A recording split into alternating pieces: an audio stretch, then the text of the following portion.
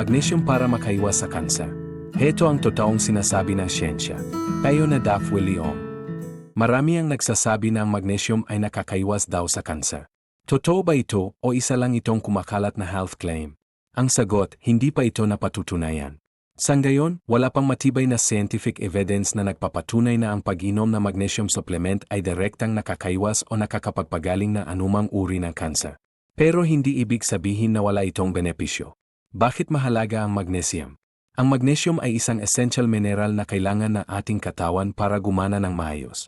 Kabilang sa mga tungkulin nito ang maayos na paggana ng puso, muscles, at nerves, pagbuo at pagkukumpuni ng yenay, pagpapalakas ng mga buto, pagtulong sa blood sugar control, suporta sa immune system.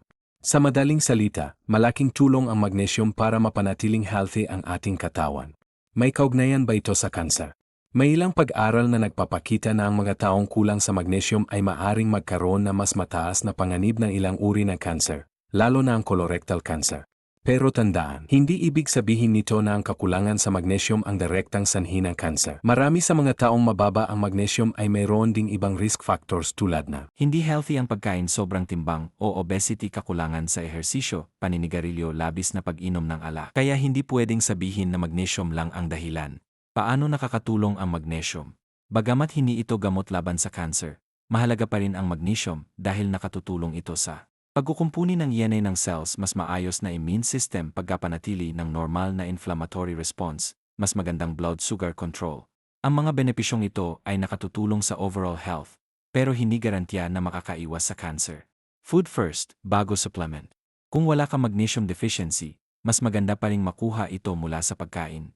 Narito ang ilang pagkaing mayaman sa magnesium: malunggay, spinach, at iba pang green leafy vegetables, almonds, cashews, mani, at pumpkin seeds, munggo, beans, at iba pang legumes, oats at brown rice, avocado, saging, dark chocolate na mataas ang cocoa content. Bonus pa, mayaman din ang mga pagkain ito sa fiber, vitamins, at antioxidants na mahalaga para sa pangkalahatang kalusugan.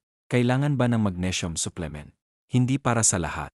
Maaring magrekomenda ang doktor ng magnesium supplement kung may kumpirmadong magnesium deficiency o may particular na kondisyon sa kalusugan.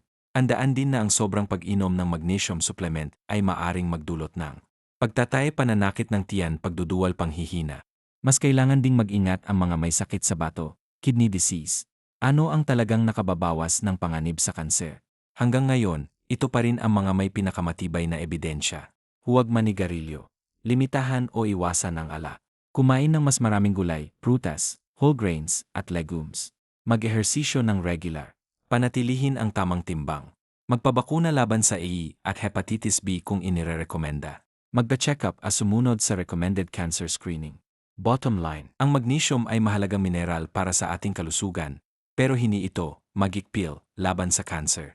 Mas makabubuti pa rin ang healthy lifestyle, balanced diet, regular exercise, pag-iwas sa paninigarilyo at labis na alak, at regular na pagpapasuri kaysa umasa sa isang supplement lamang. Walang iisang bitamina o mineral ang kayang pumihil sa kanser. Ang pinakamabisang proteksyon ay ang healthy lifestyle, tamang kaalaman, at regular na konsultasyon sa iyong doktor.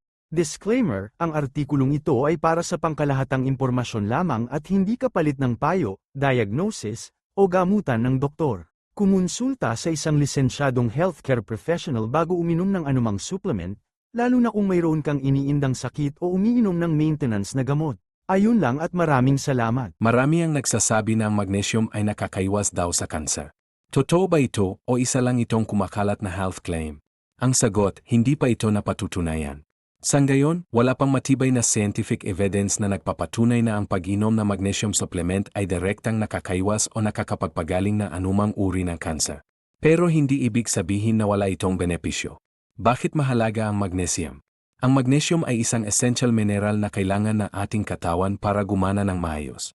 Kabilang sa mga tungkulin nito ang maayos na paggana ng puso, muscles, at nerves, pagbuo at pagkukumpuni ng yenay, pagpapalakas ng mga buto, pagtulong sa blood sugar control, suporta sa immune system. Sa madaling salita, malaking tulong ang magnesium para mapanatiling healthy ang ating katawan. May kaugnayan ba ito sa kanser? May ilang pag-aral na nagpapakita na ang mga taong kulang sa magnesium ay maaring magkaroon na mas mataas na panganib ng ilang uri ng cancer, lalo na ang colorectal cancer. Pero tandaan, hindi ibig sabihin nito na ang kakulangan sa magnesium ang direktang sanhi ng kanser. Marami sa mga taong mababa ang magnesium ay mayroon ding ibang risk factors tulad na Hindi healthy ang pagkain sobrang timbang o obesity, kakulangan sa ehersisyo, paninigarilyo, labis na pag-inom ng alak. Kaya hindi pwedeng sabihin na magnesium lang ang dahilan. Paano nakakatulong ang magnesium? Bagamat hindi ito gamot laban sa cancer, mahalaga pa rin ang magnesium dahil nakatutulong ito sa pagkukumpuni ng DNA ng cells, mas maayos na immune system, pagkapanatili ng normal na inflammatory response, mas magandang blood sugar control. Ang mga benepisyong ito ay nakatutulong sa overall health, pero hindi garantiya na makakaiwas sa cancer. Food first, bago supplement. Kung wala kang magnesium deficiency, mas maganda pa ring makuha ito mula sa pagkain. Narito ang ilang pagkaing mayaman sa magnesium: malunggay, spinach, at iba pang green leafy vegetables, almonds, cashews, mani, at pumpkin seeds, munggo, beans, at iba pang legumes, oats at brown rice, avocado, saging, dark chocolate na mataas ang cocoa content. Bonus pa, mayaman din ang mga pagkain ito sa fiber, vitamins, at antioxidants na mahalaga para sa pangkalahatang kalusugan. Kailangan ba ng magnesium supplement? Hindi para sa lahat. Maaring magrekomenda ang doktor ng magnesium supplement kung may kumpirmadong magnesium deficiency o may particular na kondisyon sa kalusugan. Andaan din na ang sobrang pag-inom ng magnesium supplement ay maaring magdulot ng pagtatay, pananakit ng tiyan, pagduduwal, panghihina. Mas kailangan ding mag-ingat ang mga may sakit sa bato, kidney disease. Ano ang talagang nakababawas ng panganib sa kanser? Hanggang ngayon, ito pa rin ang mga may pinakamatibay na ebidensya. Huwag manigarilyo. Limitahan o iwasan ang alak. Kumain ng mas maraming gulay, prutas, whole grains, at legumes. Mag-ehersisyo ng regular. Panatilihin ang tamang timbang. Magpabakuna laban sa AE at hepatitis B kung inirerekomenda. Magpa-check-up as sumunod sa recommended cancer screening. Bottom line, ang magnesium ay mahalagang mineral para sa ating kalusugan, pero hindi ito magic pill laban sa cancer.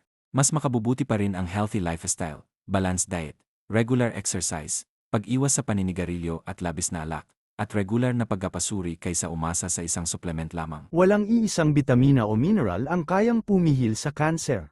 Ang pinakamabisang proteksyon ay ang healthy lifestyle, tamang kaalaman, at regular na konsultasyon sa iyong doktor. Disclaimer, ang artikulong ito ay para sa pangkalahatang impormasyon lamang at hindi kapalit ng payo, diagnosis, o gamutan ng doktor. Kumonsulta sa isang lisensyadong healthcare professional bago uminom ng anumang supplement, lalo na kung mayroon kang iniindang sakit o umiinom ng maintenance na gamot. Ayun lang at maraming salamat.